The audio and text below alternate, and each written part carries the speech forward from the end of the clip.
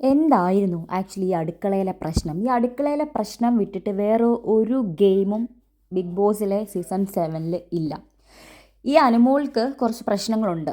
ഉള്ളത് ഇല്ല എന്ന് പറയാൻ പറ്റത്തില്ല. നല്ല രീതിയിൽ പ്രശ്നങ്ങളുണ്ട്.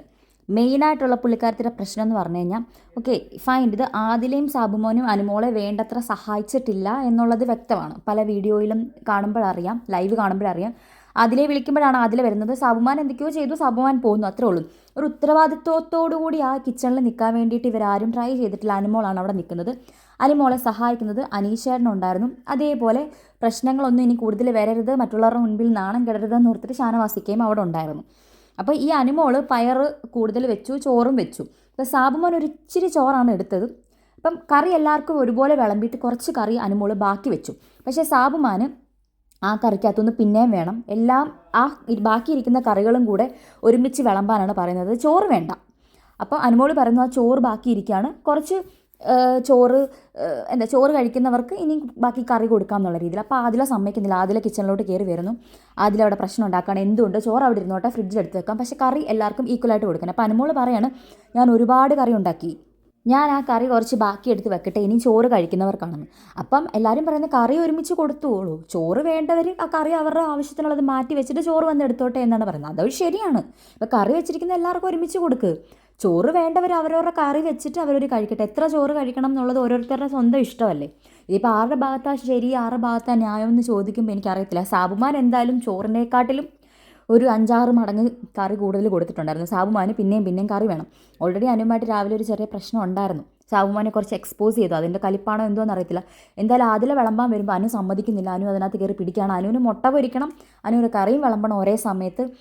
തോരൻ അനുവേ വിളമ്പാൻ പാടുള്ളൂ, വേറെ ആരും കൈ തൊടാൻ പാടില്ല. എന്നിട്ട് അതിൻ്റെ അകത്ത് അടിപിടിയായി വലിയായി കറികൾ താഴെ പോകുന്നു. എനിക്കറിയില്ല അവിടെ എന്താ നടക്കുന്നത്.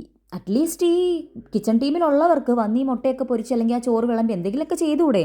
അതിൽ വന്ന് ചോറ് വിളമ്പാൻ സഹായിക്കുമ്പോഴത്തേക്കും കറി അനു വിളമ്പാന്ന് പറഞ്ഞിട്ട് മുട്ട കൊണ്ടിട്ടിട്ട് അനു കറി വിളമ്പാൻ പോയി.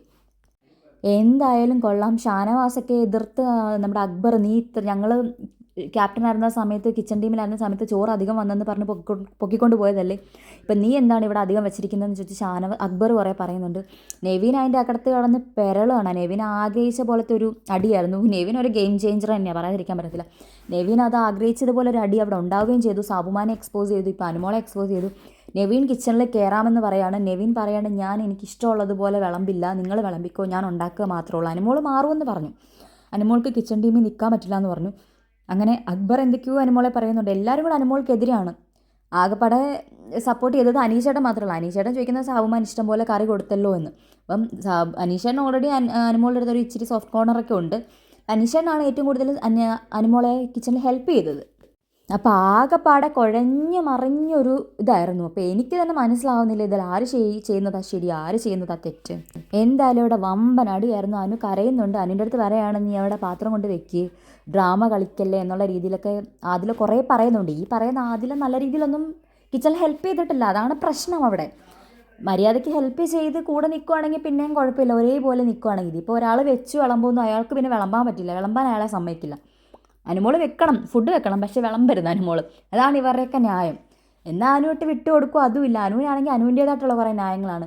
എല്ലാവരും കൂടെ പറയുകയാണ് ആ ഫുഡ് കറി എല്ലാവർക്കും കൂടി ഈക്വലായിട്ട് ഷെയർ ചെയ്യാൻ പറഞ്ഞിട്ട് അനുവിന് അത് ചെയ്യാൻ വയ്യ. അനു പറയുന്നിടത്തൂടെ അനു പോകത്തുള്ളൂ. ഇത് മൊത്തത്തിൽ കലബിലാണ്. നമ്മുടെ നൂറ വന്ന് ഇടപെടുന്ന സമയത്ത് നിന്നോട് കിച്ചണിൽ ഇടപെടേണ്ട ആവശ്യമില്ല എന്ന് പറഞ്ഞിട്ട് അനുമോള് ദേഷ്യപ്പെടുന്നുണ്ട്. എന്നിട്ടും പ്രശ്നം പരിഹരിക്കാൻ വേണ്ടി നൂറ മാക്സിമം അനുമോളുടെ അടുത്ത് നല്ല രീതിക്ക് സംസാരിക്കാൻ ശ്രമിക്കുന്നുണ്ട്. അനുമോൾ അതിനകത്തൊന്നും വഴങ്ങുന്നില്ല. അപ്പം നിങ്ങൾക്ക് എന്താ തോന്നുന്നതെന്ന് വെച്ചാൽ ഒന്ന് കമൻറ്റ് ചെയ്യും.